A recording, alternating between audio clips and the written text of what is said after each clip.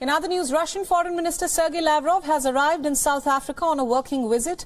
He met his South African counterpart and reportedly held discussions on bilateral relations and other key events. The visit, which is the second in the continent since the beginning of the war with Ukraine, comes weeks before the two countries hold naval drills along with China and South Africa. The talks between Lavrov and his counterpart Naledi Pandor took place in Pretoria. The two ministers discussed preparations for the second Russian-African summit that is scheduled to be held in July in the Russian city of St. Petersburg.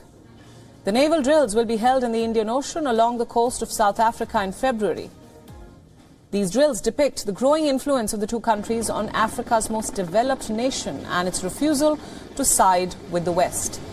Moscow and Pretoria are also in talks to expand trade relations using their national currencies amid Western sanctions. In fact, Russia's private military organization, Wagner Group, has been expanding its presence across the African continent. In recent years, the paramilitary group has deployed its contractors who primarily focus on protecting the ruling or emerging governing elites and critical infrastructure. Lavrov and Pandor last met on the sidelines of the 77th session of the UN General Assembly. They reaffirmed mutual interest in deepening political dialogue and further development of relations of strategic partnership.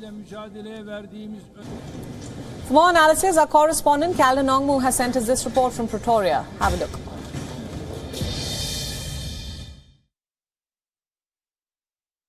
Heavy criticism has landed on South Africa as the country welcomed Russia's Foreign Minister Sergei Lavrov for bilateral talks in the country's capital on Monday. This comes at a time when South African National Defence Force last week announced that they will be hosting Russia and China for a multinational maritime exercise termed as Exercise Mosi in Durban, KwaZulu-Natal province over the period of 17 to 27 February.